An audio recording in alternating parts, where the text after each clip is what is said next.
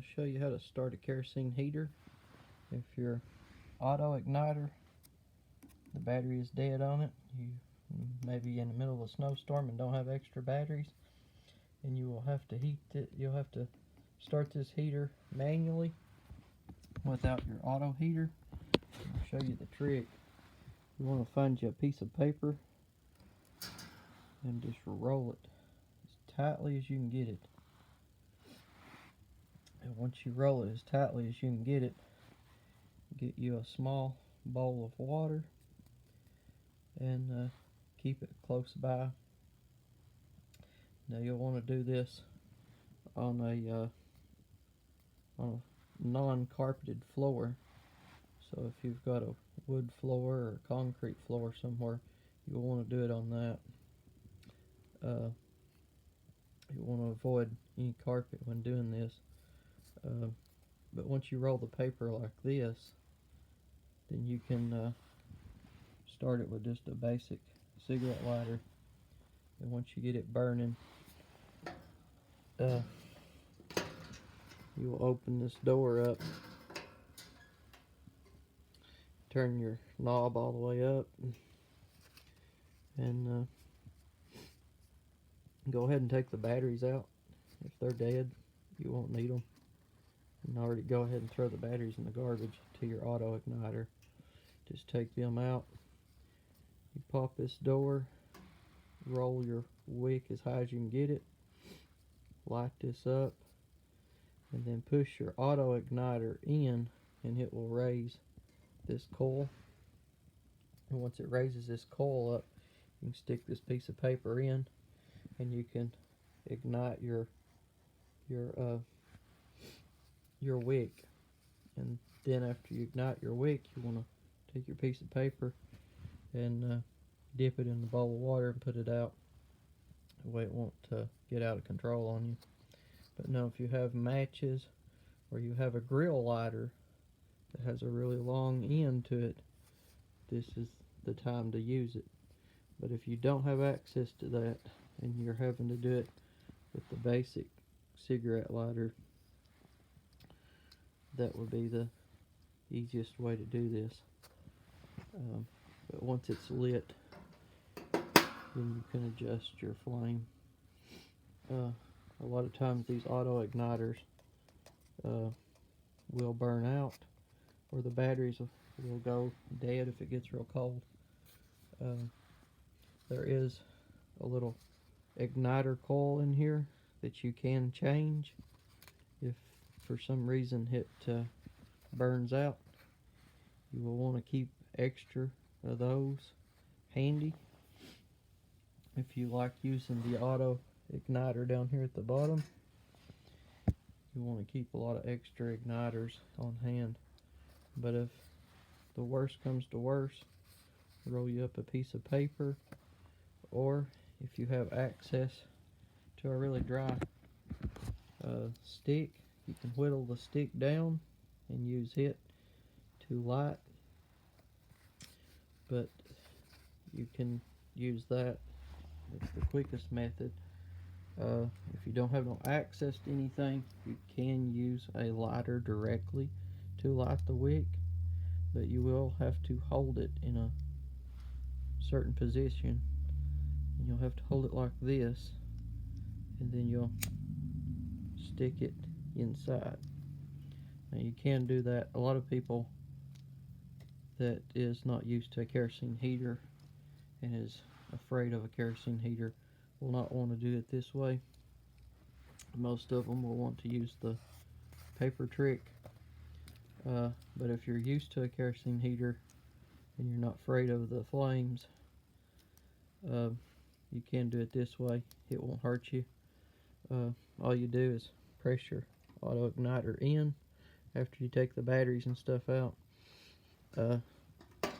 And all that auto igniter will do is just lift this coil up so you can get to the wick. Once you get that lifted up, you just use your lighter, stick it in and light it. But that's the basics of starting it manually without the auto igniter. Some people may have questions on that, and that's the basics on how to start your kerosene heater in case of it's emergency and your auto igniter has quit working. You can use different methods. You can use the paper. You can use a piece of a popsicle stick, a tree limb. Once it's lit, you can put it in there and light it. But always keep an extra bowl of water. So after you light it, you can dip it in that. And that will keep it from getting out of control. It'll automatically extinguish the flame. But if you're not afraid of flames and you're used to using one, you can use a regular lighter. It's just like lighting a oil lamp. You got the same basics of lighting an oil lamp. All you're doing is just lighting a wick, and all it'll do is the same thing as an oil lamp. It'll just slowly start up, and there's nothing to be afraid of. It's just a wick. It won't, as it starts up, it won't get hot enough to burn you or nothing like that.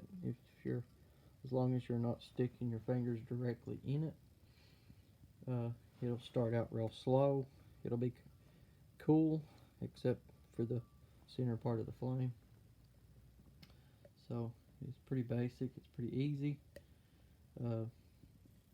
That's how you start your kerosene heater. So if you're needing to start it manually without the auto starter, that is the way to start it. Hopefully this will help someone.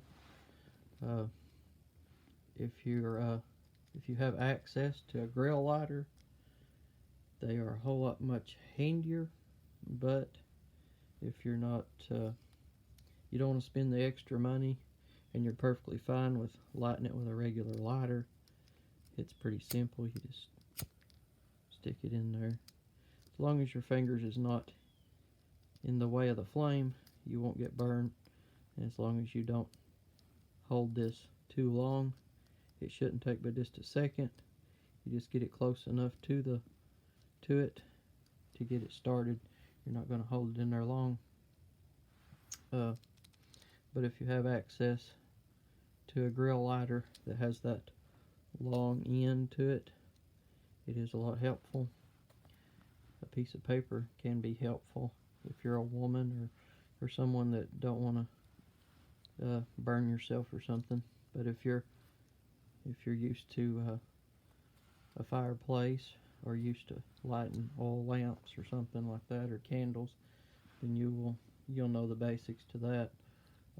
But if you're new to lighting something, then you'll probably want to use either a grill lighter or a piece of paper or a piece of a stick, but always keep a bowl of water next to your heater. That way you can automatically extinguish whatever you've used to light it. Just a simple piece of small wood or a piece of small paper. If you roll it up really tight, it won't burn as fast and you won't get a huge flame. So roll your paper as tight as you can get it. Now if you have access to a little piece of thin cardboard, you can cut you a small strip with a pair of scissors and just use that small strip. The flame won't get real big, but that is how you would light it. It doesn't take but just a second, so be prepared to put it out real quick. But that's the basics on starting your heater. If you have fire essentials, a lot of times people don't think ahead, and a lot of people forgets about something going wrong with the auto lighter or the auto start. So if you happen to be in that position, that is the way to start your heater. Maybe this will help someone, and that is the basics for that.